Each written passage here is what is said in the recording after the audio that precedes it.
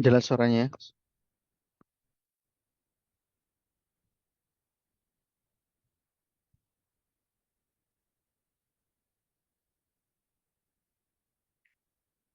Bismillahirrahmanirrahim.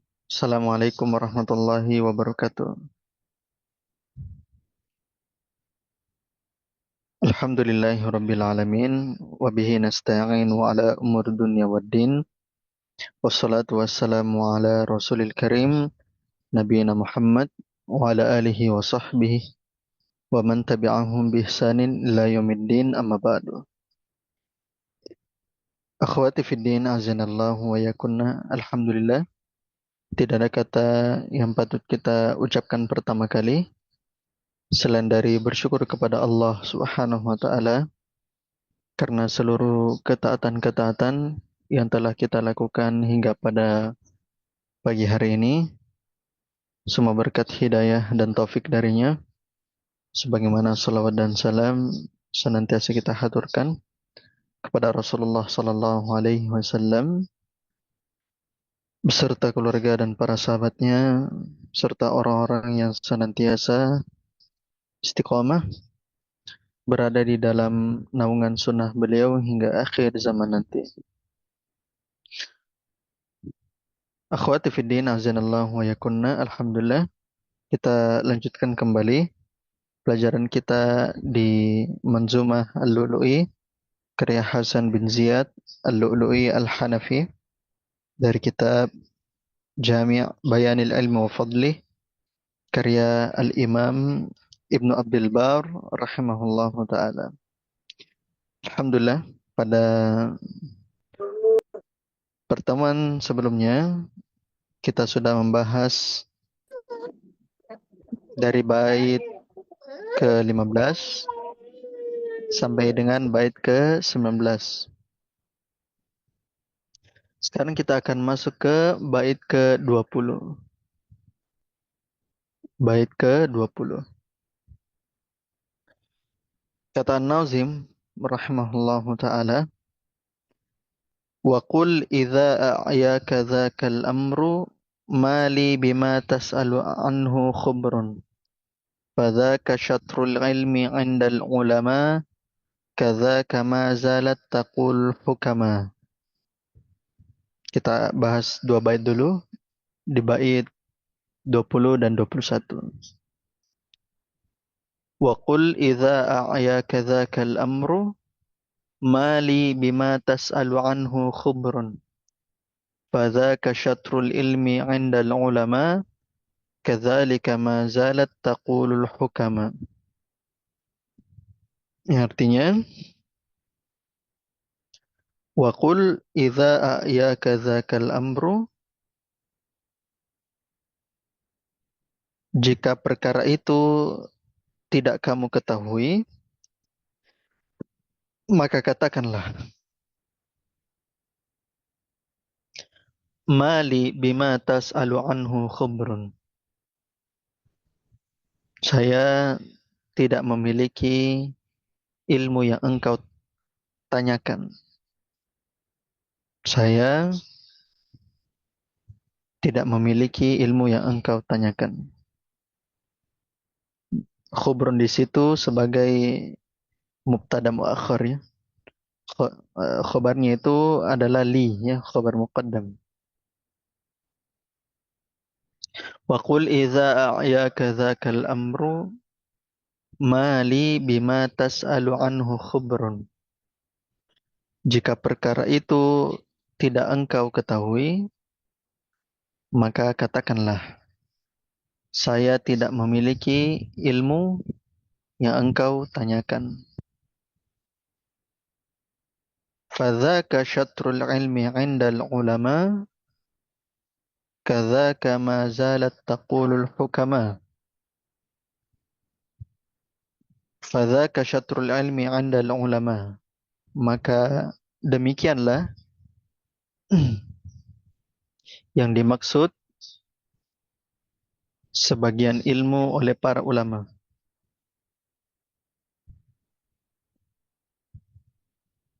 Maka demikianlah yang dimaksud sebagian ilmu oleh para ulama. Kaza kama zalat taqulul hukama. Dan demikian jugalah yang ahli hikmah sering katakan. Dan demikian jugalah ahli hikmah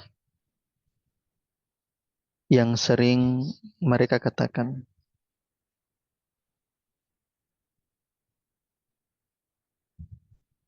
Maka kita perhatikan. وَقُلْ إِذَا أَعْيَاكَ ذَاكَ الْأَمْرُ مَا لِي بِمَا تَسْأَلُ عَنْهُ خُبْرٌ. Jika perkara itu tidak kau ketahui, maka katakanlah, saya tidak memiliki ilmu yang engkau tanyakan. فَذَاكَ شَطْرُ الْعِلْمِ عِنْدَ الْعُلَمَاءِ كَذَاكَ مَا زَلَتْ تَقُولُ الْحُكَمَاءِ. Maka demikianlah yang dimaksud sebagian ilmu oleh para ulama, dan demikian jugalah yang ahli hikmah sering katakan. Di bait ke 20 dan 21 ini, akhwat, kita berikan dua pembahasan. Pembahasan pertama, kita terlebih dahulu akan membahas tentang marotibul idrok, namanya ya. Marotibul idrok, tingkatan pengetahuan. Kita akan bahas pertama kali marotibul idrok, tingkatan pengetahuan. Jadi pembahasan ini, akhwat, ini adalah pembahasan yang dibahas oleh para ulama khususnya di bidang ilmu usul fikih. Jadi ada namanya tingkatan seseorang mendapatkan pengetahuan yang disebut dengan nama marotibul idrok. Yang pertama, tingkatan yang paling tinggi adalah yakin.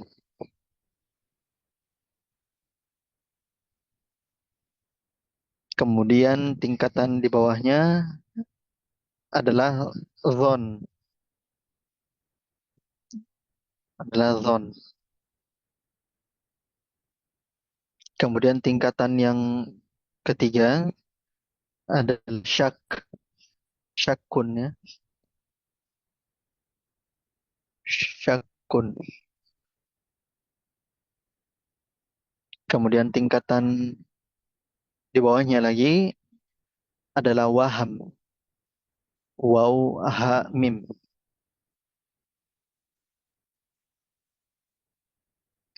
Dan tingkatan yang paling bawah adalah jahal.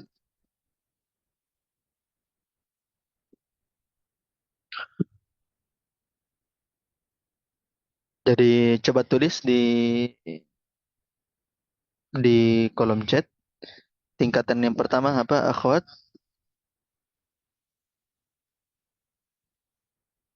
Tingkatan pertama yakin. Kemudian yang kedua apa? Tingkatan di bawahnya adalah zon. Pakai dha, huruf dha, dhannun.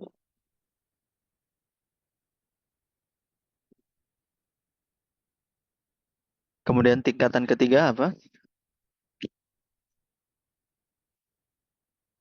Tingkatan ketiga syak, san. Kemudian tingkatan keempat,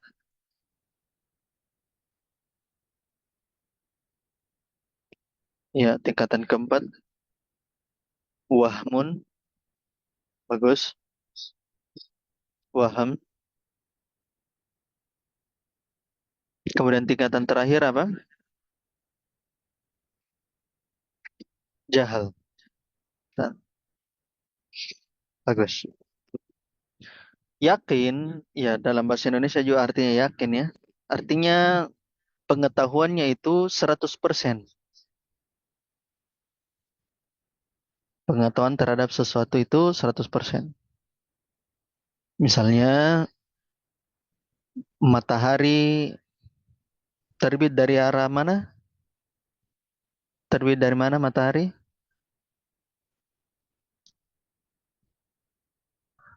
Matahari terbit dari arah timur.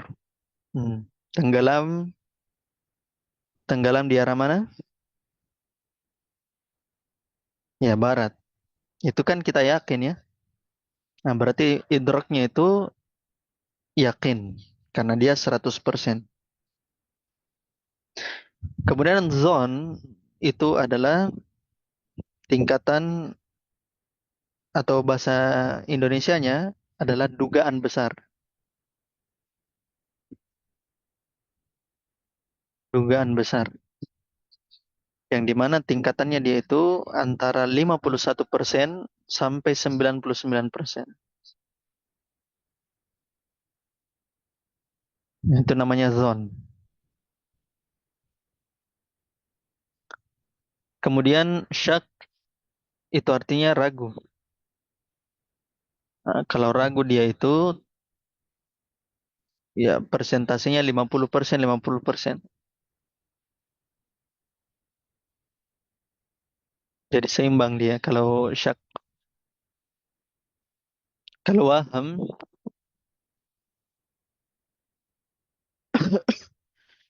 kalau waham itu dugaan yang apa namanya?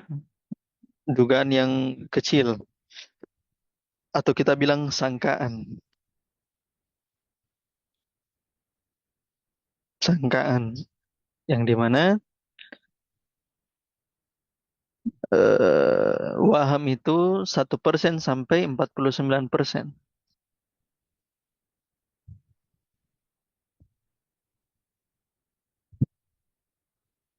1% sampai 49%.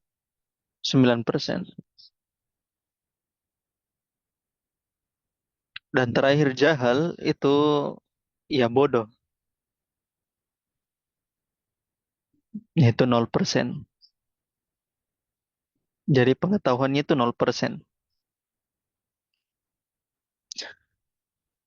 Maka ini kita bahas tentang maratibul idrak supaya kita tahu bahwasanya jahal itu berada pada posisi ke bawah pada pengetahuan. Ya, di mana jahal itu adalah posisi paling bawahnya. Nah, jahal sendiri, akhwat, itu terbagi menjadi dua. Terbagi menjadi dua. Yang pertama adalah jahlun basit. Jahlun basit.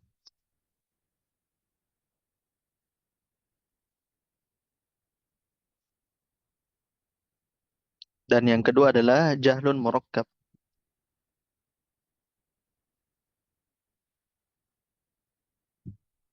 Jahlun basit. Dan yang kedua adalah jahlun murakkab. Apa itu jahlun basit? Jahlun basit itu didefinisikan oleh ulama sebagai adamul ma'rifati bisyai, yaitu ketidaktahuan terhadap sesuatu.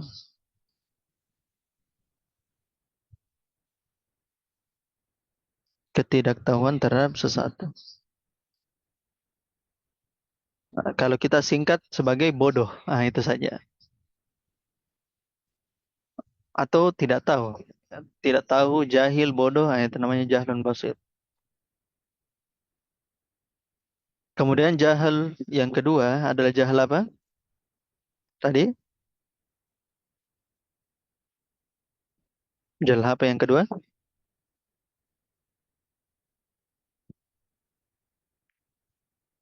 Murakkab. Mim, ro, kaf, ditasydid. dan ba murakkab. Saya tulis ya. Jahlun basit, jahlun murakkab.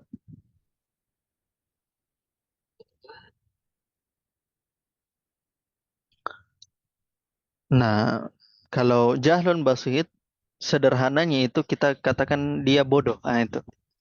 Adamul ma'rifati bisyai, ketidaktahuan terhadap sesuatu. Itu namanya jahlun basit. Sedangkan jahlun murakkab pakai kaf ya, bukan pakai qaf.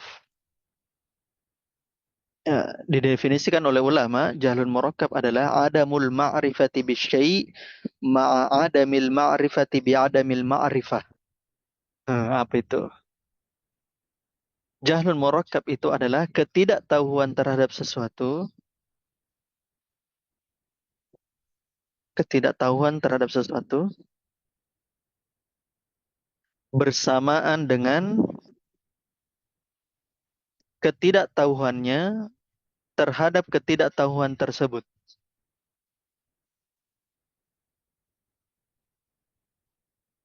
Ketidaktahuan terhadap sesuatu bersamaan dengan ketidaktahuannya terhadap ketidaktahuan tersebut. Nah, kalau jahlun basit, akhwat, dia kan ketidaktahuan terhadap sesuatu, berarti tidak tahu atau bodoh. Nah, sedangkan jahlun murakkab, perhatikan definisinya. Adamul ma'rifati bisyai' ma'adamil ma'rifah bi'adamil ma'rifah. Ketidaktahuan terhadap sesuatu sekaligus dia tidak tahu kalau dia tidak tahu hal tersebut. Jadi jahlun murakkab itu tidak tahu terhadap sesuatu sekaligus dia tidak tahu kalau dia tidak tahu. Berarti singkatnya atau ringkasnya apa itu ikhwan, akhwat? Ringkasnya apa itu?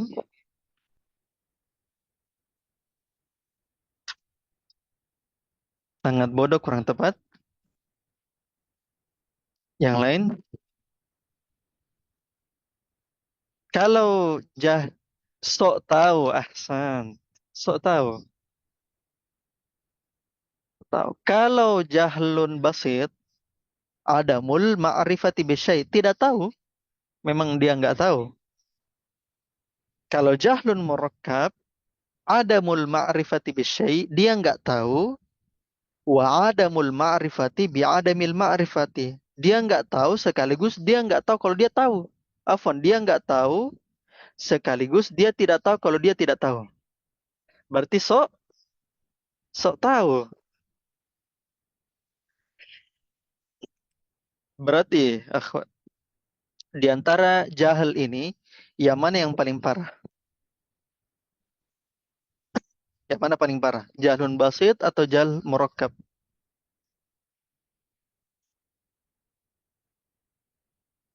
Jahul murakkab. Jahal murakkab. Ahsan, jahal yang murakkab lebih parah ya. Jahal murakkab yang lebih parah. Karena dia merasa tahu. Padahal dia tidak sama sekali tidak tahu. Nah gitu. Sekarang, orang bodoh nggak tahu sesuatu. Kira-kira itu aib tidak, akhwat? Apakah semua manusia harus tahu segala sesuatu? Apakah semua manusia harus tahu segala sesuatu? Tidak, tidak harus. Tidak harus. Pasti kita akan bodoh terhadap sesuatu. Ya, kita tidak diharuskan untuk mengetahui segala hal. Sedangkan orang yang jahil murakkab merasa mengetahui sesuatu hal tersebut. Padahal nyatanya tidak tahu. Jadi kalau orang bodoh, itu wajar. Sisa kita ajari. Yang susah itu mengajari orang yang merasa tahu. Itu. Maka kita di sini dapatkan pembahasan kita tentang masalah jahil murakkab. Yang paling parah itu adalah dia tidak tahu, sekaligus dia tidak tahu kalau dia tidak tahu, sekaligus dia mengajak kepada ketidaktahuannya. Nah, gitu. Alias, ya, Asatis mengatakan dia sok tahu, ya, atau dia jahil, dan dia jahil kalau dia jahil, dan dia mengajak orang-orang kepada kejahilannya, kepada kejahilannya. Nah, itu kan bahaya. Nah, maka ketidaktahuan itu hal yang wajar, ya, karena kita dilahirkan dalam kondisi tidak tahu. Kata Allah Subhanahu wa taala, "Wallahu akhrajakum min butuni ummahatikum la ta'lamuna syai'a." Dan Allah mengeluarkan kalian dari perut ibu kalian, kalian tidak tahu apapun. Jadi jahil itu adalah kondisi awal manusia. Nah, nanti kita akan belajar setelah kita diajarkan atau setelah kita mencari tahu. Nah, yang parah itu adalah jahil murakkab. Nah, maka di sini yang harus kita pahami. Dan ini berkaitan dengan pembahasan kita. Maka berhati-hati terhadap jahil murakkab. Dia sudah tidak tahu, tapi dia tidak tahu kalau dia tidak tahu, sekaligus dia mengajak orang-orang kepada ketidaktahuannya. Nah, itu yang lebih parah. Nah, sekarang pembahasan kedua kita adalah mengucapkan tidak tahu ketika ada perkara asing. Mengucapkan tidak tahu, la adri,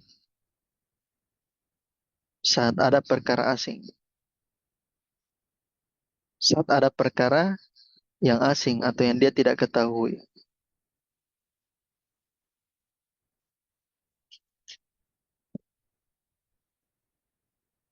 Maka ini pembahasan kita akhwat yang kedua. Yaitu kita diminta untuk mengucapkan tidak tahu. Saya tidak tahu. Kenapa? Kenapa kita diminta mengatakan tidak tahu? Sesuai dengan di bait syairnya. Wa qul idza ya kadzakal amru mali bima tas'alu anhu khubrun. Dan katakanlah ketika ada perkara yang tidak ketahui, mali khubrun, asalnya di situ ya. Mali khubrun, saya tidak memiliki ilmu. Bima tas'alu anhu. Artinya kita diminta untuk mengatakan tidak tahu. Kenapa bisa? Karena kata penulis fadzaka syatrul ilmi. Sebab kata tidak tahu, saya tidak tahu adalah setengah dari ilmu. Nah, karena mengucapkan saya tidak tahu itu adalah setengah dari ilmu.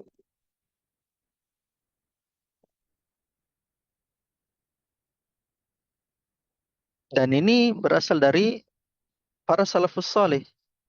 Ya, saya kutip perkataannya para as-salaf. Ya, silakan perhatikan di chat. La adri nisful ilmi. Perkataan la adri, saya tidak tahu adalah setengah dari ilmu. La adri nisful ilmi. Perkataan saya tidak tahu adalah setengah dari ilmu. Perkataan ini merupakan perkataan Abu Darda radhiyallahu taala anhu dari Ibnu Abdul Bar dalam Jami Bayanil Ilmi wa Fadli. Beliau meriwayatkannya sampai ke Abu Darda. Kemudian Amir Asy-Sya'bi ini adalah ulama tabi'in, diriwayatkan oleh Imam Ad-Darimi dalam Sunan beliau, Sunan Ad-Darimi, satu dari 9 kutubut tis'ah, ya, Sunan Ad-Darimi. Nah, kalau Amir Asy-Sya'bi itu adalah ulama tabi'in. Kemudian ini juga perkataan berasal dari Imam Sa'id bin Abdul Aziz. Beliau ulama tabi'in, ya, pengikutnya tabi'in. Diriwayatkan oleh Abu Zur'ah dalam Tarikh Ad-Dimashqi. Nah, jadi ada 3 tabaqat yang mengucapkan kata ini. Yang pertama Abu Darda, sahabat radhiyallahu taala anhu. Ini dari tabaqat sahabat. kemudian Asy-Sya'bi dari Tabaqat Tabi'in, dan yang ketiga Sa'id bin Abdul Aziz dari Tabaqat Tabi'ut Tabi'in. Nah, tiga-tiganya ini mengucapkan kata yang sama. La adri nisful ilm. Perkataan saya tidak tahu adalah setengah dari ilmu. Kenapa bisa, akhwat? Mengapa bisa ucapan tidak tahu merupakan setengah dari ilmu? Maka dijelaskan oleh para ulama dalam penjelasannya Syekh Saleh Al-Utsaimin, mengapa disebut sebagai setengah dari ilmu? Karena ilmu itu terputar antara saya tahu dan saya tidak tahu.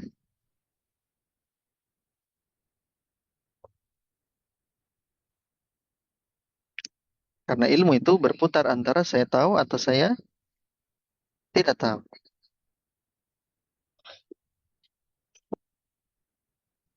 Maka itulah ilmu.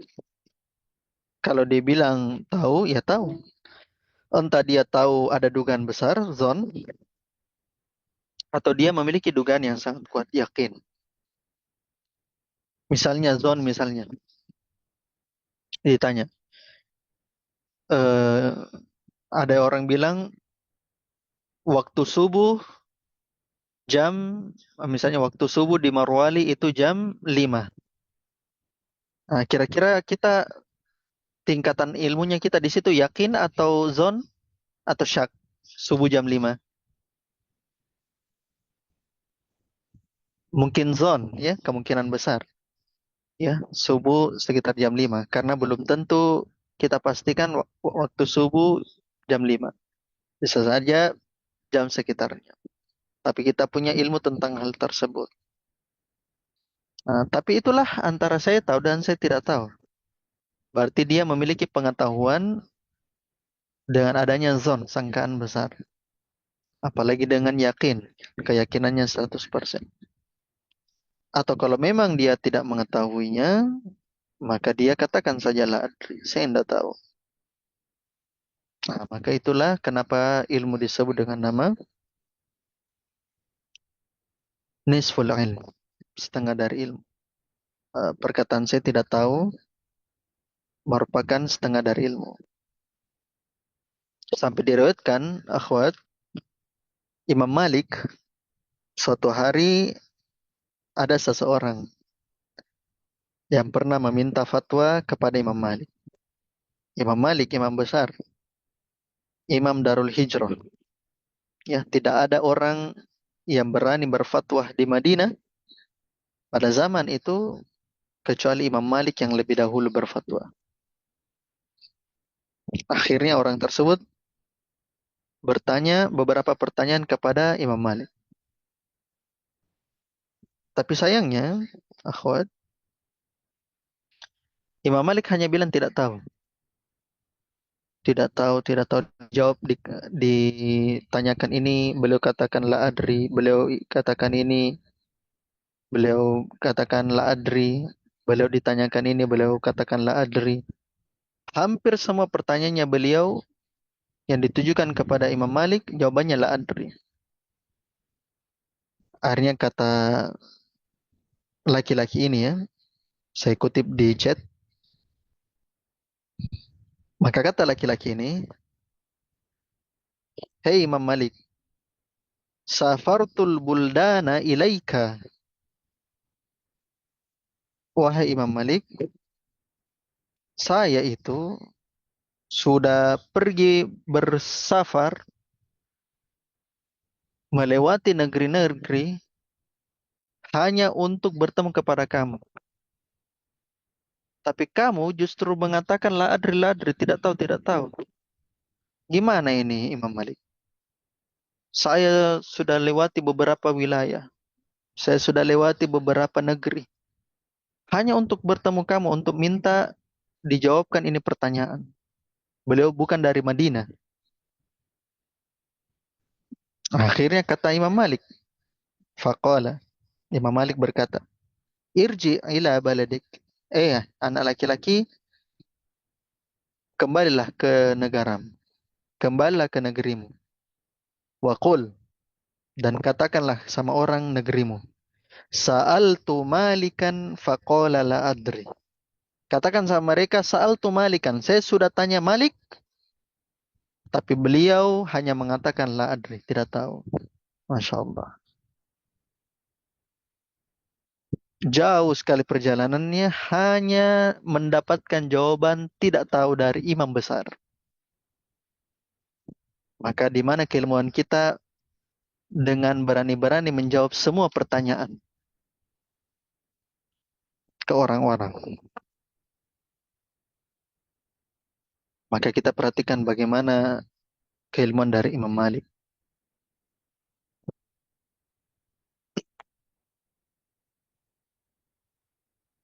Sekarang kita lanjutkan kembali bait berikutnya, akhwan.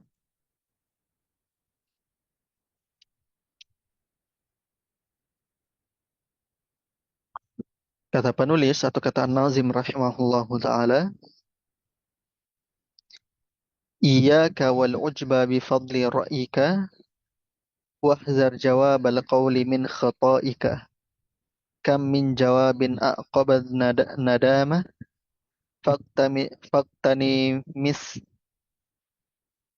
faktani mis samta ma'as salamah. Iyyaka wal ujba bi fadli ra'ika wahzar jawab al-qawli min khata'ika. Kam min jawabin aqaban nadama faktanimis samta ma'as salamah. Ya, artinya iyyaka wal ujba bi fadli ra'yika. Hati-hatilah engkau ujub dengan pendapatmu.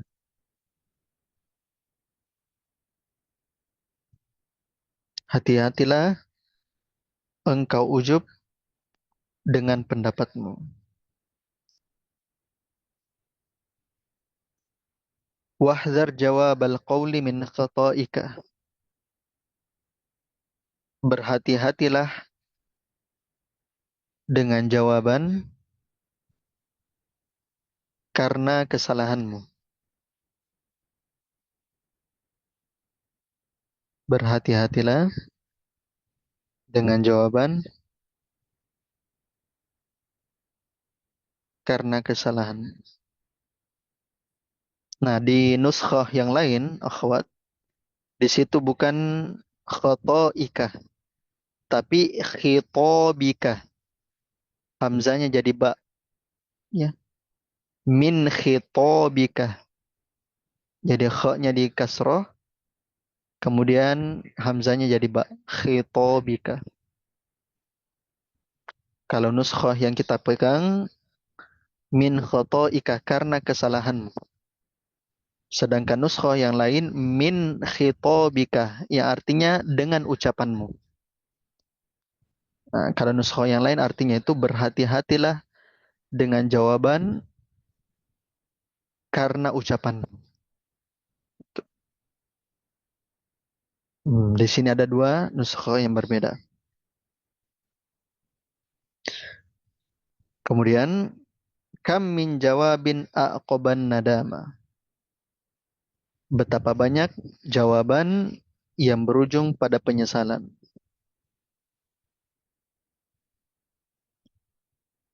Betapa banyak jawaban yang berujung pada penyesalan. Faktanimis samta ma'as salama. Maka bersegeralah untuk diam bersama keselamatan.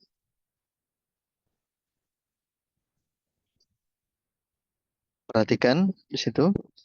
Iyyaka wal ujba bi fadli ra'yika wahzar jawabal qawla min khata'ika.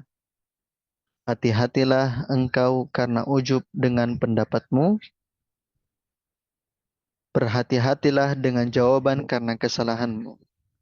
Di nuskhah yang lain dikatakan min khitabika. Yang artinya berhati-hatilah dengan jawaban dengan ucapanmu. Kalau min khotoika artinya karena kesalahanmu. Kalau min khitabika artinya dengan ucapanmu. Kam min jawabin aqaban nadama. Betapa banyak jawaban yang berujung pada penyesalan. Faqtanimis samta ma'as salamah. Maka bersegeralah untuk diam bersama keselamatan.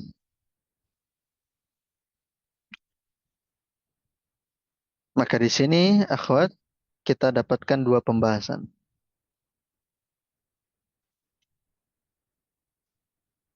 Pembahasan yang pertama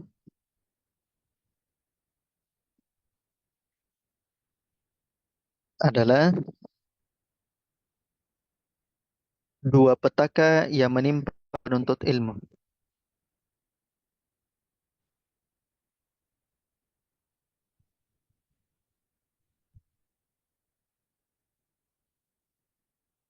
Ya, dua pembahasan itu adalah pembahasan pertama, petaka yang pertama, pembahasan yang kedua adalah petaka yang kedua. Kalau petaka yang pertama, akhwat, adalah ujub.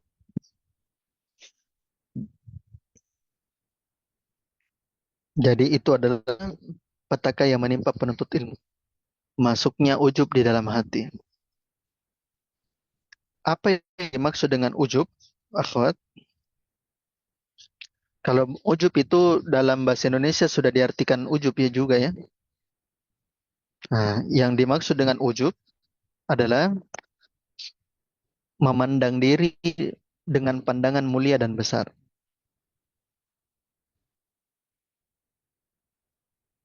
Memandang diri dengan pandangan mulia dan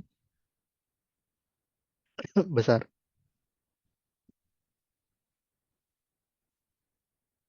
Nah, jadi ujub itu seperti begini, dia suka puji-puji dirinya. Oh, bagusnya ini, kerennya saya, cantiknya saya, betapa berilmunya saya. Kemudian dia suka lihat-lihat dirinya, dia suka lihat-lihat keutamaannya, dan dia tidak melibatkan Allah. Nah, itu ujub itu. Pandangannya mulia terhadap dirinya. Pandangannya besar terhadap dirinya. Nah, itu namanya ujub. Terus apa perbedaan antara ujub dengan kibar?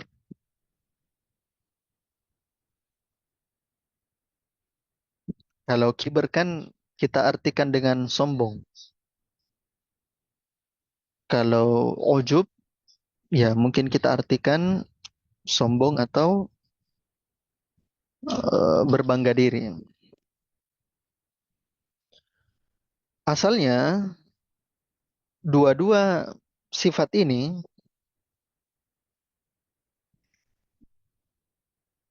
merupakan penyakit hati.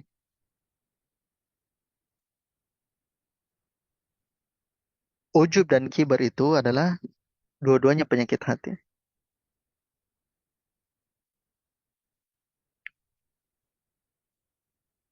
Akan tetapi perbedaannya, kalau ujub itu, akhwat, ujub itu adalah kesenangan yang ada pada dirinya. Dia merasa senang ketika melihat dirinya. Dia merasa bangga dengan dirinya. Dan tidak ada objek yang selain dirinya. Itu tentang ujub. Jadi ujub itu dari sisi dia melihat dirinya sendiri. Tidak ada objek yang lain. Sedangkan kibar, sombong, yaitu sifat meremehkan manusia.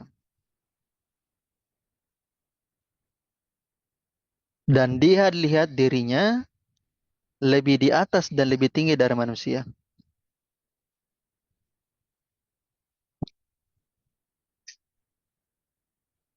Kalau ujub itu tidak ada objek yang dia perhatikan selain dirinya, sedangkan kibar, sombong, yaitu ada objek yang menjadi pihak yang dia sombongkan diri terhadap. Nah, jadi kalau ujub itu hanya melihat kepada diri sendiri, sedangkan kiber itu rasa sombong yang ada objeknya kepada manusia yang lain. Itu. Nah, sifat ujub inilah, sifat berbanggai diri inilah yang nanti berujung kepada kibar, kesombongan. Maka tidak mungkin ada sifat kesombongan kalau dia tidak menganggap dirinya dulu lebih baik daripada orang lain. Maka itulah perbedaan antara ujub dengan kibar.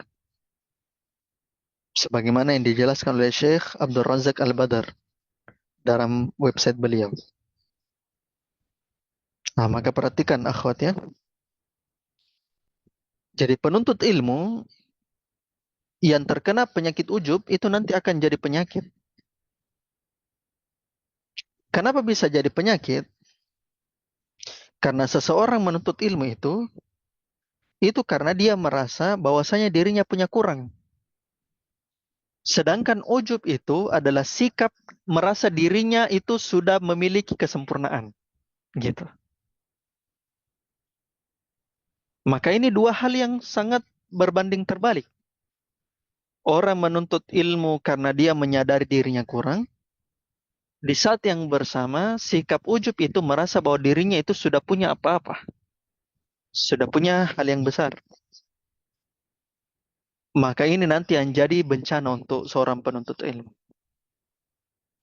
Justru seorang penuntut ilmu belajar karena dia sadari kekurangannya. Bukan karena belajar karena ingin lebih hebat dibandingkan orang lain.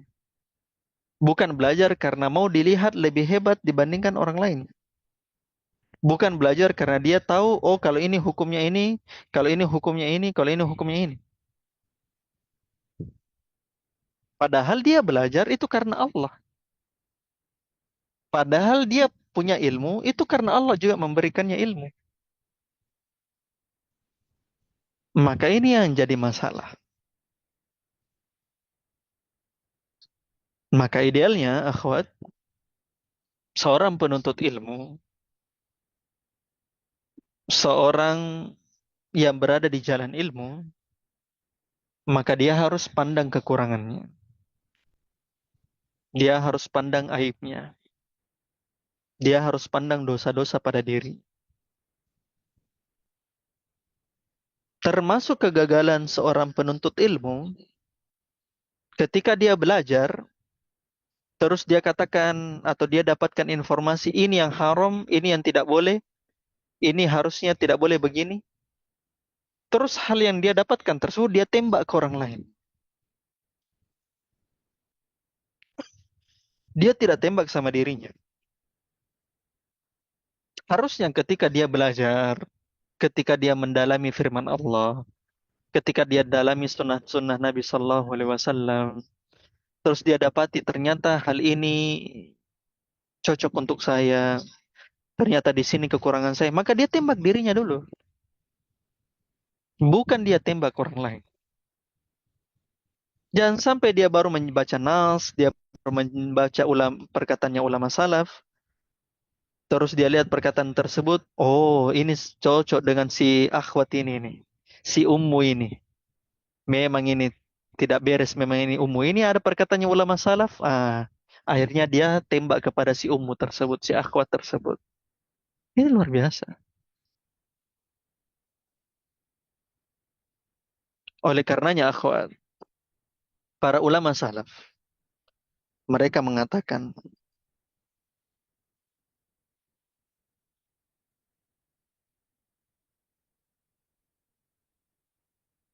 saya tuliskan ya,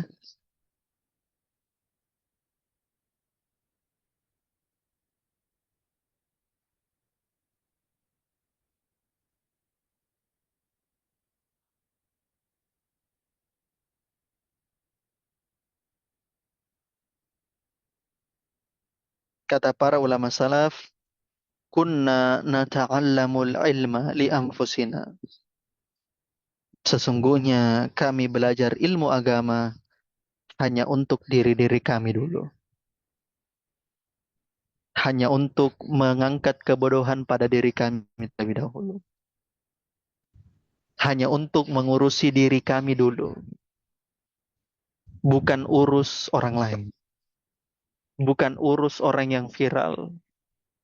Bukan urus si fulan, si allan. Bukan urus ummu fulan, ummu allan. Bukan urus akhwat fulan atau akhwat allan. Kami belajar untuk kita tembakkan ke diri dulu. Kami belajar untuk tahu di mana kekurangan diri tersebut. Oleh karenanya, akhwat, ketika seseorang semakin belajar ilmu agama, apalagi ketika seseorang semakin belajar adab dan akhlak dalam etika ilmu, maka semakin dia belajar, semakin dia sadari bahwa banyak dosa-dosanya. Semakin dia sadari bahwasanya banyak kekurangannya. Semakin dia belajar, semakin dia sadari banyak aib-aibnya. Dan dia sadari orang lain bahwasanya orang lain itu lebih bersih dosanya. Lebih baik dibandingkan dia. Kenapa bisa dia pandang rendah dirinya akhwat? Karena dia sudah belajar. Oh ya Allah, saya kurangnya di sini. Ya Allah, saya kurangnya di sini. Harusnya saya bisa begini. Kenapa saya begini ya? Harusnya saya bisa begini. Kenapa harusnya saya begini? Akhirnya ilmu tersebut jadi tamparan untuknya. Ilmu tersebut bisa menjadi pengingatnya ketika dia berada dalam kondisi lalai. Karena ilmu itu pengingat. Maka semakin orang merendah, semakin orang berilmu, semakin dia tahu kekurangan. Aisyah radhiyallahu taala anha pernah melihat Nabi sallallahu alaihi wasallam salat malam sampai betisnya bengkak, kaki-kaki beliau bengkak. Maka kata Aisyah radhiyallahu taala anha, "Ya Rasulullah, sesungguhnya dosamu yang lalu dan yang akan datang itu sudah diampuni. Kenapa sampai capek-capek untuk sholat ya Rasulullah?" Harusnya orang yang merasa ujub, merasa sombong, merasa tinggi hati, harusnya itu Nabi Shallallahu Alaihi Wasallam. Harusnya Nabi Shallallahu Alaihi Wasallam tidak perlu lagi sholat. Karena dosanya beliau sebelum dan sesudah itu sudah diampuni. Tapi apa kata Nabi Shallallahu Alaihi Wasallam? Ini luar biasa. Kata beliau, Ya Aisyah, afala akunu abdan syakura? Wahai Aisyah, tidak bisakah saya jadi hamba yang bersyukur? Allah. Tidak bisakah Aisyah kamu mengizinkan saya menjadi hamba yang bersyukur? Sehingga saya sholat pada malam-malamku meskipun saya harus bengkak betisku. Afala akunu abdan syakura. Tidak bisa saya menjadi hamba yang bersyukur, wahai Aisyah. Itu tamparan keras untuk kita yang menjadi orang yang berilmu. Maka idealnya akhwat, seorang penuntut ilmu, dia pandangi dirinya dan kekurangan, dia pandangi dirinya dengan penuh aib, dia pandangi dirinya dan penuh dosa, dia pandangi dirinya dengan penuh maksiat. Dan dengan hal itu dia bisa turunkan sifat egonya, sifat akunya, sifat bangga dirinya, sifat kesombongannya. Dan justru karena itulah dia bisa semangat lagi untuk belajar dan beramal. Itu kuncinya. Dan ini berat. Harus kita latihan. Ini petaka yang pertama yang disebutkan oleh penulis. Dan petaka kedua yang disebutkan oleh penulis, akhwat, di bait ini adalah yaitu memulai ucapan yang belum ada seseorang yang berucap sebelumnya. Memulai ucapan yang belum ada seseorang mengucapkan sebelumnya.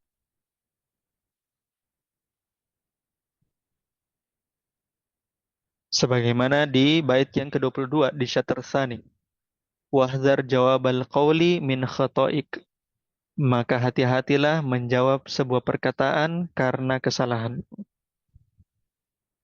Maka ini adalah dua hal yang menjadi bencana bagi seorang penuntut ilmu, yaitu sikap ujub, beserta ujungnya yaitu kibar, rasa sombong, beserta berkata sesuatu yang belum pernah ada pendahulunya.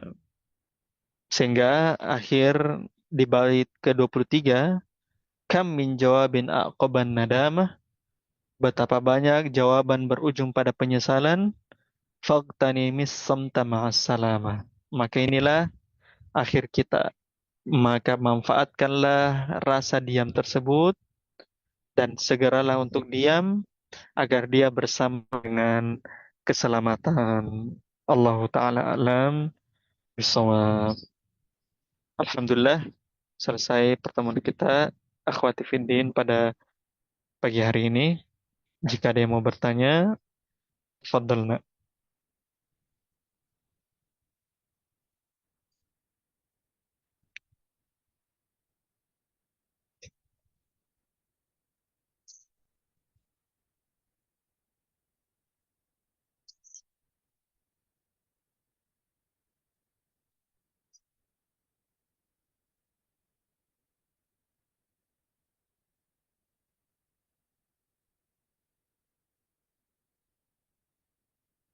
Hasan, belum ada ya?